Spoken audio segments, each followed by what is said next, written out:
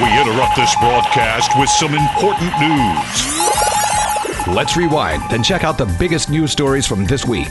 It's time for Taiwan This Week. Good evening and welcome to Taiwan This Week with me, your host Gavin Phipps, and I'm joined in the studio this evening by Nicola Smith of the UK's Telegraph.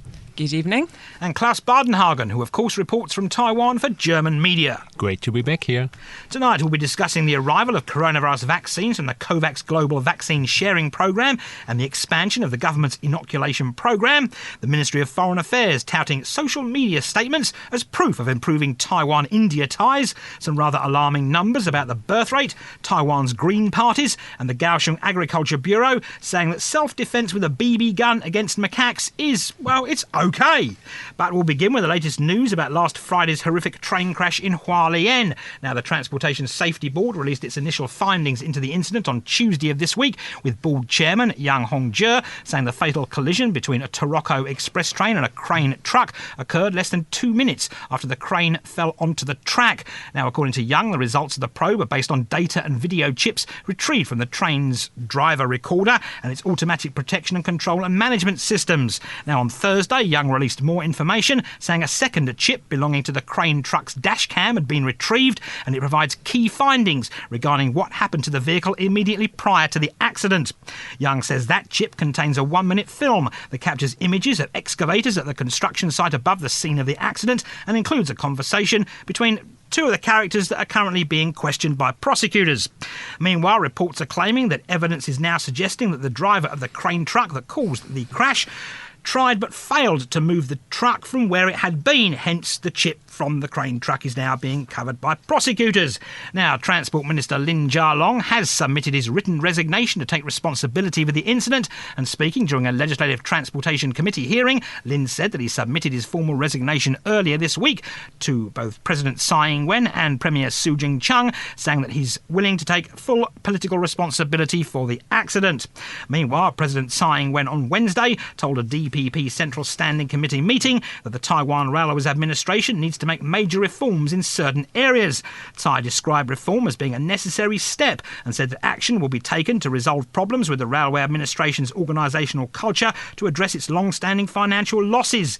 Tsai said organisational adjustments will be introduced to ensure that all issues can be solved, and she also said that the railway network's financial problems are a major concern due to the operating of some rather unprofitable rail lines, meaning the company is consistently running at a loss. And she also went on to say that the government must look into the issue of whether or not to privatise the state-run company. So, Klaus, anything there grabs your attention?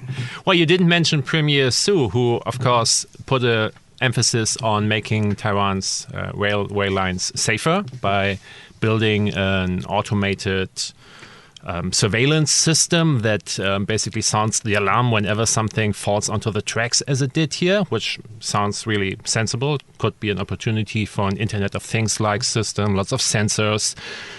Taiwan could really implement this and should, I think. And Premier Su, of course, said that no matter the cost, this is what needs to be done, basically whatever it takes. And now we have President Tsai, who, to my surprise, emphasized that Taiwan Railways should run like a profitable business and no longer turn in a loss. And I'm really wondering, first of all, why she put such a priority on this. And, I mean, you being British, of course, have something to say about railway privatization, I guess. And also how this fits together. I mean, investing massively in security and at the same time expecting Taiwan Railway to turn into a profitable business-like thing. I mean, obviously, you know, it's a terrible tragedy, and our thoughts are still with the families and their of the victims and the victims themselves. But I think it's good that we're now starting to look at what can be done to improve rail safety and to kind of take a really serious look at this. And I think one of the things that needs to be done is to just have a better overview of construction companies as well, because we're still waiting for the results of the investigation. But at first view, it looks very much like there are some deep questions to be answered about negligence and also about safety of construction sites. And I think that's something that not only affects the railway railways, but it's something that affects the whole country across many different spectrums. And we have seen some terrible accidents and tragedies in recent years that have been linked to construction companies, and I do think that should be a huge part of any safety review about who has an overview of construction companies and what they're doing. What about the privatisation issue? Well, I mean, that's I don't know if that's got immediate implications for safety. I think that needs to be the priority right now. There are other ways that the government could help to fund the railway system, and that's definitely something that should be considered, but I don't think that should be number one. Well, Sai apparently said that the fact that Taiwan Railways expenses add up to a huge financial burden harms not only worker morale, but also operational efficiency and safety. So she must have some thoughts there. I just don't see how. I mean, making it profitable means raising ticket prices. It means stopping unprofitable lines. It means trying to save money wherever possible. I just don't see how this can make the whole system safer. The fact that construction companies and construction sites needs to be stricter overseen and regulated. And of course, Nicola, it's got rather political. It has, yeah. And I really don't think now is the time to be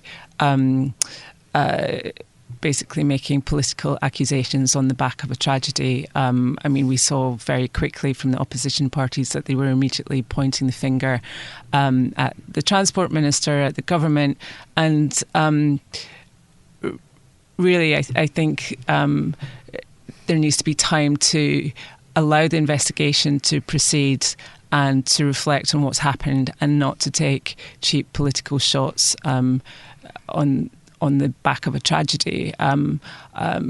First of all, I really think that people's thoughts should be with the victims and their families, and then secondly towards how can we improve this, and then of course we need to look and see if there ultimately who is responsible, and if any political responsibility needs to be taken for lapses. But, you know, allow the investigation to find out first what's happened before you start making charges against individuals. I just think that's in very poor taste.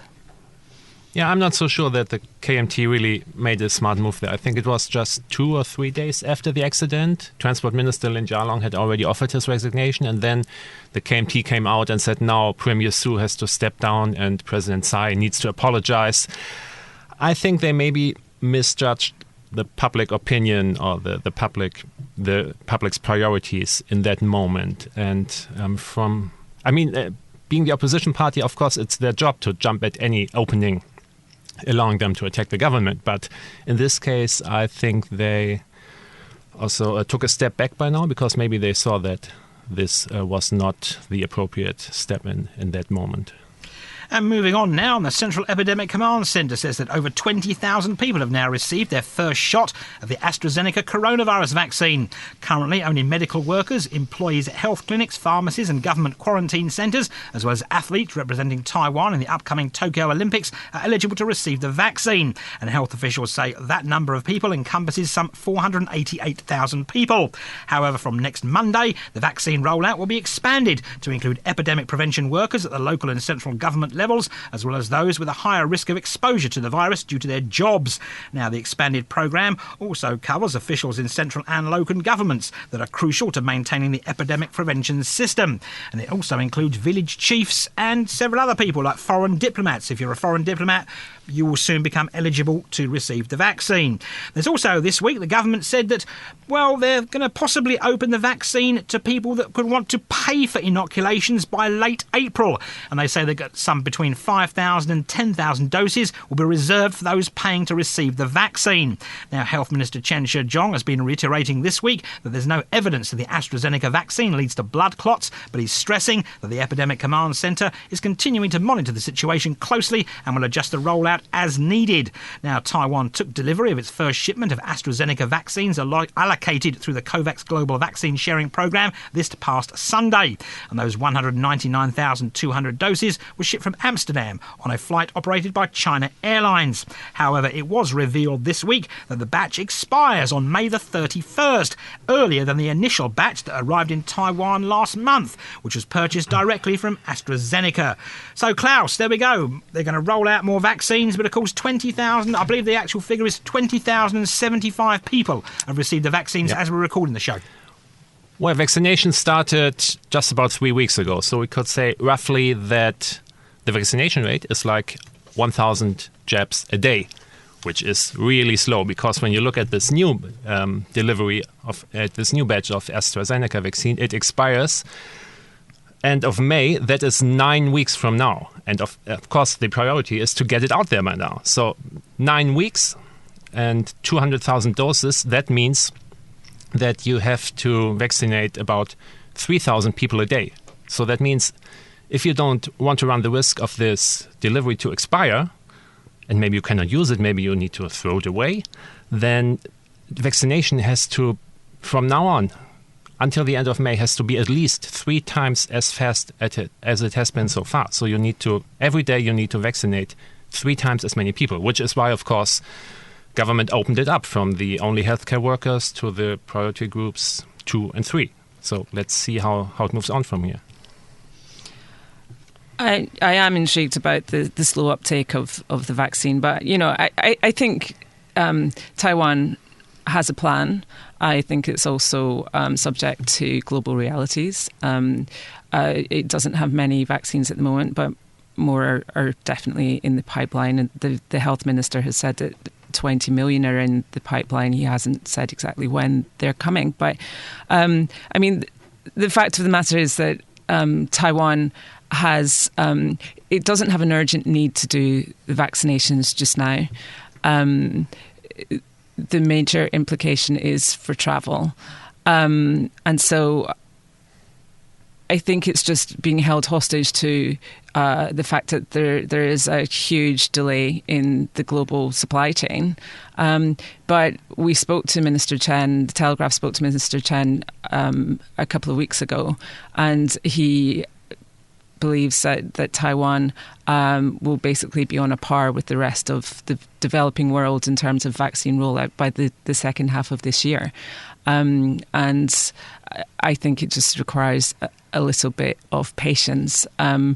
To Taiwan's advantage, it can, because it is not vaccinating too many people at the moment, it can see how vaccine rollouts perform in other countries. And it does have a bit of a luxury of kind of watching to see what happens and whether it should adjust its own vaccination program. But, I mean, you do agree that it would not look good for Taiwan if they needed to throw away a batch of vaccines because they expired and not enough people were willing to step forward and say, I want to be among the first ones. Of course, but I think you're making a huge assumption there. I really don't think that Taiwan's going to throw away vaccines. I mean, those are based on your calculations. You know what the health ministry's plan is. I mean, maybe if the vaccinations are approaching their expiration date and they haven't used them, I'm sure they have like a backup plan where they will offer them to different demographics or also offer them to people who do want to travel and who would be willing to pay for them. I mean, I just think it's a bit of a gloomy outlook at the moment to assume that these vaccinations will expire. Do you think it's possibly people in Taiwan, Klaus, are a bit blasé about the coronavirus because, of course, it didn't really hit Taiwan badly? Yeah. And, of course, there's also concern about the safety of the AstraZeneca virus. Well, of course, people in Taiwan can afford the luxury of wait and see and how things are developing, and that's exactly what happened now. I mean, the first priority group was frontline healthcare workers. More than 400,000 would have qualified, and only 20,000 stepped forward so far and said, I want to do this. Of course, Taiwan is in this comfortable position that it does not need to hurry. They can keep on doing like they did so far.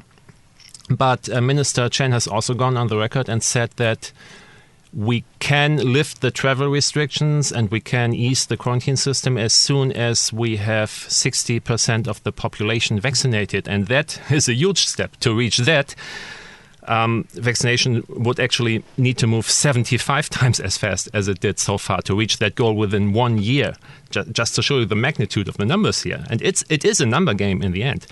And of course, Taiwan has the option of carrying on like it does so far. But I think at some point when the rest of the world is largely vaccinated, it also does not want to be that country that got stuck in the shutting itself off from the world mode. I mean, that's kind of a luxury problem right now, but the narrative of how Taiwan is seen and how it is reported internationally, it can change really quickly. And I think we need to see more public relations measures by the government to encourage more people and educate people more about the very small danger that AstraZeneca can pose in some cases.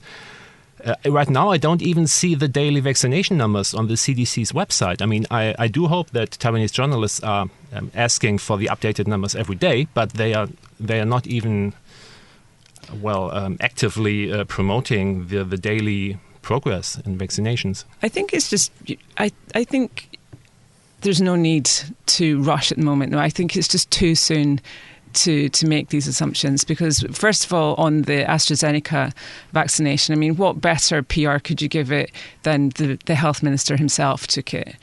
And there has been press about, yes, there's a risk, but it's a very small risk. I think, when you're talking about blood clots, it's a 1 in a million chance, which, the British health minister said it's the same as, possibly developing DVT on an airline, on a long haul flight.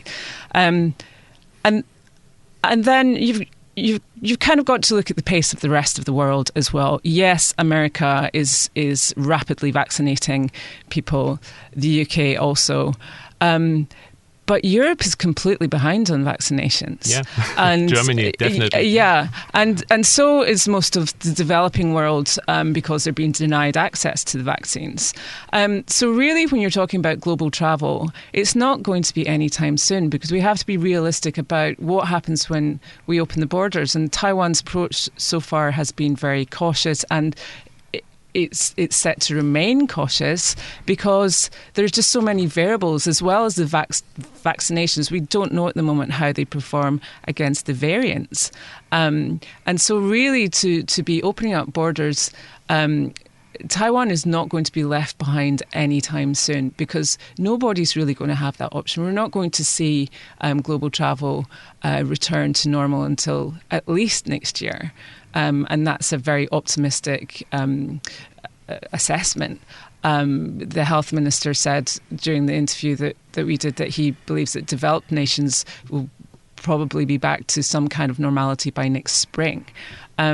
So really Taiwan does have a bit of time at the moment, and it can adjust its vaccination program and it can find the best solution for its population. And I think we don't need to hit the alarm button yet.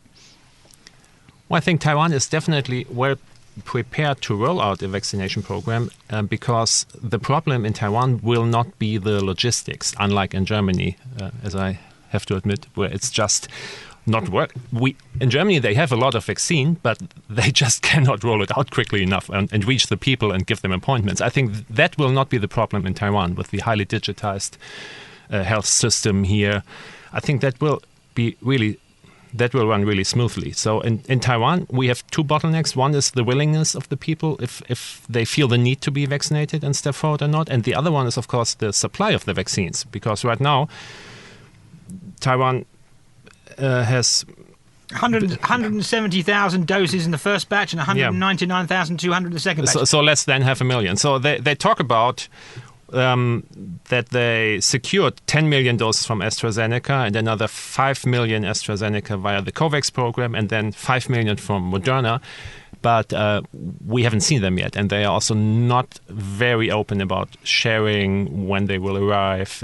We had the whole discussion about the BioNTech-Pfizer vaccine, where apparently at first BioNTech retreated from a delivery that they had already promised, and then it was about a Chinese company representing them and what role did they play, and then the ministry said, now we are in discussions again, and it looks good, and a few weeks later they've been asked again, and they said, well, no, we cannot say anything about this. And we have the domestic vaccine program. 2 companies in Taiwan are working on their own vaccine. which are factored into the calculation. I mean, basically only they say only in the third round. Though. Yeah, but basically they say, okay, we secured 10 million doses. No, 20 million doses, which is enough for 10 million people, half of Taiwan's population, and the rest we will probably make up with our own vaccine. But this vaccine apparently is in trial phases, but we also don't know a lot more about this. So at the moment, it does look good for Taiwan, but thinking into the future, there are some challenges where they need to prove that going another way also works just as well here. And moving on once again away from the coronavirus this time and talking about foreign affairs, with the Ministry of Foreign Affairs on Tuesday of this week citing an increase in social media-related interactions between Taipei and New Delhi as proof that relations between Taiwan and India are improving. Now, according to Ministry spokeswoman Joanne Oh, India's Ministry of External Affairs sent its sympathies and condolences following last week's deadly train crash via Twitter and Facebook. And Oh said it's the first time an Indian Ministry of External Affairs official has issued such a statement of comfort to Taiwan in relation with a major disaster. So, Nicola, India and Taiwan getting closer. Of course, Taiwanese tech companies are looking to move to India. India had a dispute with China on its border in the high Himalayas, of course, recently, which many people said was going to push India and closer to Taiwan, but saying that social media-related interactions are proof of that. A bit of a push? No, I don't think it's a bit of a push. I think it's just it's basically a reflection of the underlying dynamics that we're already seeing between India and Taiwan. Ties are already improving on a people-to-people basis. There's so many Indian students are in Taiwan. Also trade. India is Taiwan's 17th largest trading partner. Taiwan is India's 31st. And in 2018, we saw a 40% jump in bilateral trade. So that's a reflection of improving political ties as well.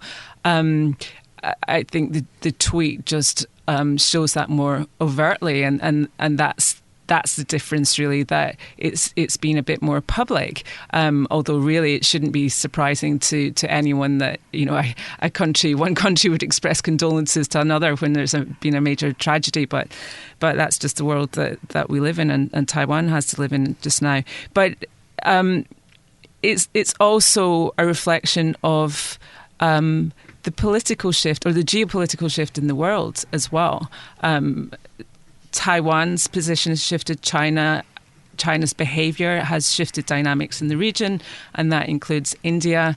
You mentioned the border dispute where there were multiple casualties on both the Chinese and the Indian sides, and that really, I think, changed India's thinking towards China, both the public thinking and the government's thinking.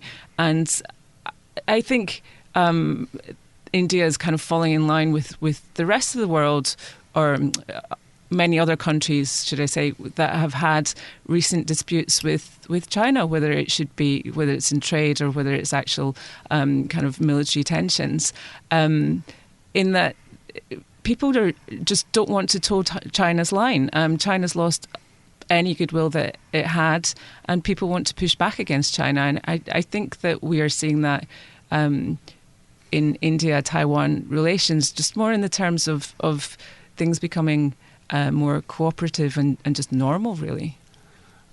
But let me ask you about the kind of people-to-people relations between Taiwan and India, because obviously India is such an important natural strategic ally for Taiwan, both having their problems with China, both being democracies. US is also strengthening its ties with India and with Taiwan. But what do you think the average Taiwanese person thinks about India? Is there this kind of feeling that we sit in the same boat, we belong together? Because I remember about 9-10 years ago, long before the southbound policy, there also was talk about India needed hundreds or maybe thousands of Mandarin teachers, and they talked to the Taiwanese government, and the government said, yeah, of course we will send thousands of Taiwanese teachers to India, and in the end I think almost no one went. So could it be the case that a lot of Taiwanese still have maybe problematic assumptions when they think about India or look at India? Well, I could never claim to get inside the mind of the average Taiwanese person, I'm afraid. But I mean, I think that definitely over the past few years, I've noticed, or over the past year in particular, I've noticed kind of warming of ties. I think ties between peoples have always been warm between the people of both countries. I think probably Taiwan and India relations have perhaps suffered from a kind of phenomenon that Taiwan has regularly suffered from, is that not many people know much about it or where it is, or it's not a huge tourist destination. And I think that's all slowly changing. Certainly after the pandemic, I think there'll be more of a chance to do that. But over the past year, there has definitely been a lot more online solidarity between Taiwan and India. You've seen the Milk Tea Alliance that has been the kind of the sign on social media of people coming together to promote democratic values and especially counter Chinese aggression or Chinese authoritarianism. And India has been very much part of that. And you've seen a lot of solidarity from the Indian public on social media, especially on Twitter, showing support for Taiwan. And I think there's really been a lot more awareness over the past year, especially during the pandemic and during the border dispute of what of where Taiwan is and the issues it faces and the threat it faces from China, because India has realised that, or the Indian public has also felt under threat from China. And I think that's really shifted attitudes and shifted the public's attitude, certainly, to be more favourable towards Taiwan. Is there any discussion about possible delivery of weapons systems from India to Taiwan? Because I think they are producing a lot of their own stuff. Not that I'm aware of, no. Anyway, on that note, we'll take a short break, but we will return after these rather important commercials.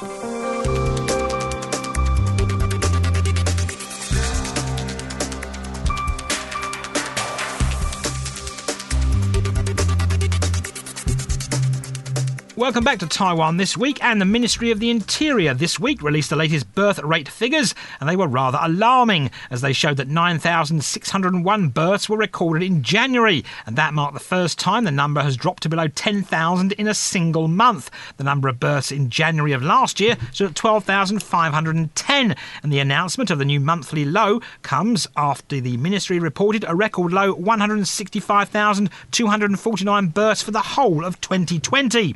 That figure was lower than the 173,156 deaths recorded last year, with officials now warning that marked the first time Taiwan has recorded negative population growth.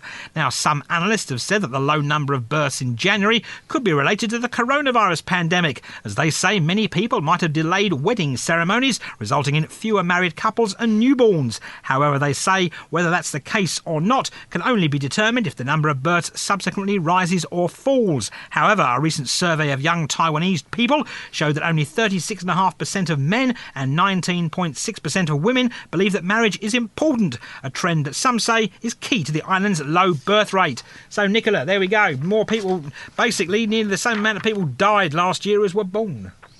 Yeah, it's a problem that we've long known about, and it's not only a Taiwanese problem. It's also, you see the same kind of patterns in South Korea and Japan and East Asia. I mean, obviously, action has to be taken. It's not a sustainable. It's not a sustainable situation. There's a number of things that can be done and should be done. I don't know if they are being done, but certainly there are issues related to unaffordable housing, and also just low wages. People just can't afford to have children, and also a certain stigma about having children out of marriage as well. Taiwan's quite a conservative country, and so. the government really does have to, and I'm sure it is looking ahead to try and find solutions, but they do need to be urgent. And I definitely think that more immigration and making immigration easier would be a big part of that solution. Definitely. I mean, immigration, naturalization, that once you decide you really want to have your roots here, it's easier to become a citizen. I mean, that's all been, as you said, that's all been discussed for a long time. And what we are seeing is some like piecemeal little reforms here and there, a little bonus for parents, maybe in Taipei City and another one in New Taipei City. And they are lowering the kindergarten tuition fees a little bit, and now they introduce a new speculation tax on owning and selling property. But none of this is actually going to sway a number of people's minds here. So what I think needs to be done is, on the one hand, implement a lot of these steps that have been discussed for a long time in a more succinct manner, and on the other hand, really be serious about changing the immigration situation, because otherwise demographics is moving really, really slowly, and we can already see where it's going to go in the next 10 or 20 years. And I don't want to sit here with you guys in 10 years again, and now it's the first time that the number of births has fallen below 5,000, and we still complain about the same situation and the same problems. What about the coronavirus issue? Trying to partly blame the coronavirus issue, Nicola? Well, it could be true, but I don't think that's conclusive yet, is it? But I think there is a dynamic where people don't want to have children outside of marriage because they will be judged. And that's not exclusively Taiwanese, but Taiwan is quite a conservative country when it comes to family values. So maybe that is a factor that's played into it. Although I don't really know if there have been fewer weddings this year. I mean, I went to one a couple of weeks ago, and certainly it's possible to get married. Was the bride pregnant? No, she wasn't. Oh, right, okay. And it wouldn't have been a problem if she was, but she wasn't. I think really when it comes to both marriage and children, they're very much intertwined in terms of young people, I guess, just don't feel they can afford to do either. They don't feel that graduate wages haven't shifted for years, and they're still very low. And I think that's one of the kind of major issues at the heart of this, is that young people are qualified and they're not finding the well-paid jobs that they need, or they're just not being paid enough. So they can't afford to then have their own place. And I think all of these factors are really delaying both marriage and childbirth, and that's one of the things that needs to be addressed. And Taiwan's Green Parties are the subject of a new book by David Fell, the director of the Centre of Taiwan Studies at SOAS University of London. Titled Taiwan's Green Parties, Alternative Politics in Taiwan, the book explores the history of Taiwan's Greens from the mid-1990s to today. And I spoke with the author about where the Greens have been and where they're going. So, good evening, David. Yeah, good evening. It's nice to be back on ICRT. Right, and of course you've written a book. It only took 9 years, but of course the book is about Taiwan's Green Parties from their beginning to the current day. So let's start at the beginning of your book with, of course, the Green Party had initial success when it first formed in the mid-90s. I mean, and of course it won a legislative seat in the 1996 election. So why do you think it had such an impact in the mid-90s? What was happening in Taiwan in the mid-90s where the Green Party got votes? Well, I think that it's partly to do with its relationship with the DPP, because the DPP tended to be seen as the party of the environment. But I think a lot of social movement and civil society activists were starting to kind of distrust the DPP on environmental and social movement issues at that point in time, as the DPP was kind of moving towards becoming a competitive ruling party. So that was the reason for the breakaway at that point in the mid-1990s. One legislative seat. Did that come as a surprise to many people, do you think? I think it definitely did. I mean, their first campaign was a pretty impressive one. It was very, very different from mainstream parties, and I think that was one of the things that really attracted me to the topic, looking at a party that was much more idealistic compared to the mainstream parties that I'd focused on in my earlier works. And what were its policies in the early days?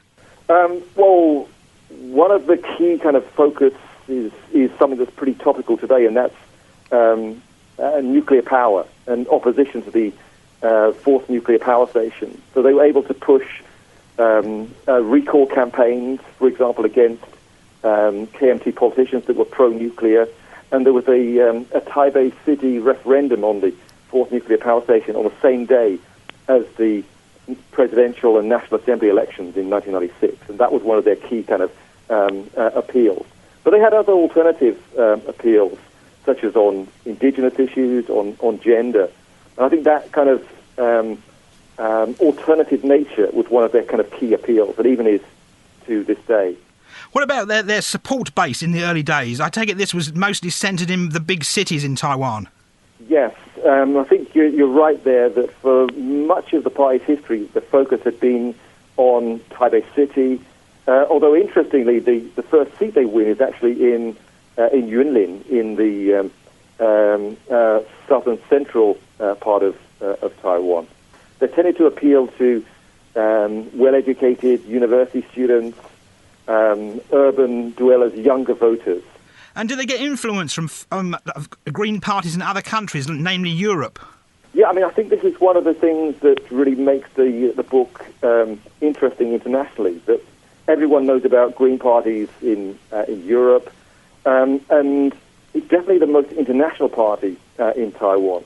So just in that first campaign in 1996, the Green Party of England and Wales sent a representative to support their campaign. And that had a big influence on them, because I think the Green Party does put a lot of stress on its international engagement. It's a founding member of Asia-Pacific Greens and joins Global Greens events. So in a way, it's part of Taiwan's civil society international relations. And did it take lessons from the European or other Green parties from around the world when it formed its policies? Yeah, I would say there's mutual learning. I mean, particularly in the early stages, they're trying to learn about what it means to be a international Green party. So they are welcoming delegations from Europe, but also from Australia. For example, Bob Brown comes to Taiwan in the first year of the party. There's representatives from Germany, from the UK coming in those first couple of years. And then later on, the Taiwan Green Party does work together to support Green parties in other Asian countries. For example, they've been very supportive of Greens in South Korea and Japan, who actually emerged a little bit later than the Taiwan Greens. But after 1996, it all sort of fizzled out for the Green Party. I mean, why was that? I think there's a number of reasons. Internal problems, not raising enough funds, key figures moving away to study abroad, the rise of the DVP actually coming to power seems to have an impact on the party. So I think there's a mixture of factors. I think one of the constant challenges for small parties, including movement parties, is that the big parties will often poach their leading figures. So if we look, for example, at the DVP, they've often kind of recruited Green Party figures. I mean, of course, when Chen Shui-bian came to power in 2000, did the Green Party sort of follow him, or did they weren't too adhering to some of his policies? Yes, I mean, there's always been a kind of a complex relationship between the Green Party and the DVP. So on some issues, they have been able to kind of work together. At times, they've worked together on anti-nuclear activism. But there's always been a suspicion that the DUP is not really that sincere when it comes to social, environmental issues. So often there's a constant battle within the party. How close do we get to the DPP? And that's often, in the book, we see very heated arguments about this question. The party does shift position over time. And, of course, the Green Party has made a return in recent years. But, of course, it's not the Green Party from the mid-90s. It's more of a wide-ranging Green Party that incorporates many, many issues. Yeah, I think you're right that the party does adopt quite a different kind of more diverse image when it re-emerges in around 2005, 2006. So it puts a lot more focus on things like gender issues, for example, LGBT rights. It's talking about same-sex marriage before the other mainstream parties. It's also the first party to nominate openly gay candidates back in, 2010. So it's often kind of ahead of its time. It takes the mainstream parties a bit longer to kind of adopt its positions. Do you think that mix, the blend, the potpourri of ideals could maybe be stymieing the party from growing? I think you're right there. That it's always a challenge. How big is the market for some of these kind of niche issues? To what extent can they get a balance between idealism and actually being effective in elections? But I think that Taiwan's democracy does need diversity and alternative voices. So I think that's one of the reasons why I think it's quite important that these kind of civil society representatives do get into Parliament, either in these kind of movement parties or influencing mainstream parties, such as the way that the social movements have tried to influence the DPP. And what about moving forward? Yeah, I mean, that is a good question, because after every election defeat, then the question is raised about what direction do we take? Because in the last election in 2020, the party allied very closely to the DPP, and that alienated a lot of its former supporters. So at the moment, the way I see it, the party is trying to kind of reconnect with its social movement roots. And it's a kind of a challenging rebuilding process. But it's a competitive market out there, because there's a number of social movement-linked political parties that it has to compete against. So in that respect, the environment is a little bit more challenging than when it first emerges, when it's basically the only alternative party. But now there's others, such as the New Power Party, the state-building party, to kind of compete for that kind of growing but still limited market of voters. But of course, in Taiwan, these smaller parties seem to have a way of imploding. Yes, you're right. And I suppose in a way that's one of the things that makes the Green Party a little bit different. That a lot of small parties join elections, suffer a setback, and then basically just disappear. So, for example, some of the parties that were standing for election when I first came to Taiwan as a student, these kind of leftist parties, joined elections, had a little bit of limited success, and then collapsed and stopped taking part in elections. But the Green Party seems to lose and then recover. And maybe that's partly to do with the kind of international nature of the party, that's able to kind of reinvent itself. That was me in conversation with David Fell, the director of the Centre of Taiwan Studies at SOAS, the University of London. And before we go this week, the Kaohsiung Agriculture Bureau has ruled that the carrying of firearms, albeit of the BB gun variety, is legal when one is seeking to defend oneself against marauding macaques. Now, the issue came to light after video of a female student at the National Sun Yat-sen University in Kaohsiung toting a BB gun while waiting for a food delivery driver in front of one of the school's dormitories went viral. The video also showed another female student being chased by two Formosan macaques while carrying a bag with food, but she opted to surrender her grub to the hungry apes, who fled the scene of the bushwhack clutching the edible goodies. Now, the video sparked heated debate regarding the legalities of using a BB gun to scare away macaques, but the Kaohsiung Agriculture Bureau said the student's carrying of a BB gun was not in violation of the Wildlife Conservation Act, as it was for legitimate self-defence purposes, and she did not go out with the sole intention to injure any of the apes. So, Klaus, when you're walking around the mountains, will you be toting a BB gun in future, or do you think maybe that's going a bit too far, and possibly, well, macaques being wily creatures, they could very quickly learn that BB guns only sting for a couple of seconds? Well, I really hope that if it comes to the worst, I will have find some other ways to scare those monkeys away. But listening to this story, I mean, on the one hand, maybe it's a good sign to see young Taiwanese people who know how to handle a gun and are not afraid to use it. I mean, we had all these discussions about military preparedness. But on the other hand, I don't really want to see any kinds of guns out in Taiwanese society more widely, not even BB guns. I mean, this sounds a little bit like the government authorities are now giving carte blanche to people to carry those soft air guns with them. And I don't know, did they shoot plastic pellets or did they shoot little metal balls? I mean, these things can be really dangerous as well. And just giving out the message, it's not really dangerous, and you can use it to shoot at animals when you think they are bothering you.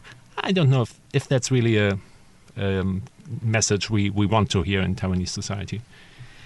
I do think it's sending out the wrong message. If you can shoot at a macaque, then where do you stop? Do people start shooting dogs or cats with BB guns? I'm very uncomfortable with the idea of shooting BB guns at any animal. At the same time, macaques are really scary, so there needs to be some kind of solution as to how to defend yourself from them, especially if they're stealing food. One of my friends was mugged once by a macaque and had his water bottle stolen, and he described being trying to face down a gang of monkeys, and it can be quite scary. And there is a threat to human health as well. I mean, if someone gets injured. So I don't know what the solution is to defending yourself from macaques, but I think there does need to be some advice, especially on this university campus where it seems to be an issue of coexistence. And I think Gavin makes a good point as well of what if the macaques then get their hands on the BB guns, then we're all in trouble. An armed macaque.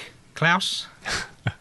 Well, you better run or know how to climb a tree. Yeah, that's a dangerous situation. Macaques can climb trees, mate. Yeah, I know. So you need to learn how to climb faster.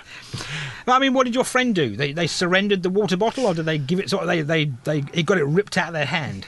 No, he surrendered his. It was actually in India at the time. It wasn't here, but he said he was just walking along and he got surrounded by a gang of macaques, and they were getting quite aggressive, and they clearly wanted his water bottle. So he handed it over, and then they fought over the bottle, and he felt quite ashamed at having surrendered to the monkeys.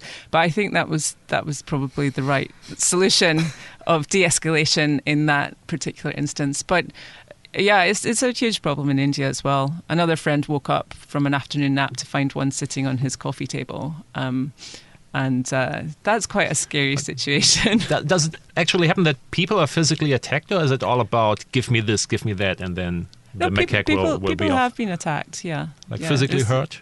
I guess so, yeah. But of course, Klaus, the government here has always advised people when going to certain parts of Taiwan where there are macaques, do not have anything in your hand.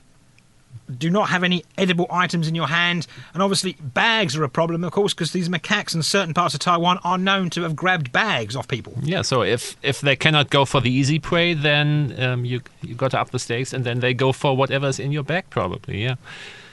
There you go, and we'll leave it there here on Taiwan This Week. And I've been joined in the studio today by Nicola Smith. Thanks for having me. And Klaus Badenhagen. Nice to be here. Thanks for tuning in to this week's edition of Taiwan This Week here on ICRT with me, Gavin Phipps. And don't forget to check out the Taiwan This Week podcast on your favourite podcast app, where you can get access to all our previous shows. Tune in again next Friday evening at 9 for another informative look at the top stories of the week with Taiwan This Week. And don't forget to also check out our podcast on our website, icrt.com.tw. Now keep it here for more music and news only on ICRT FM 100.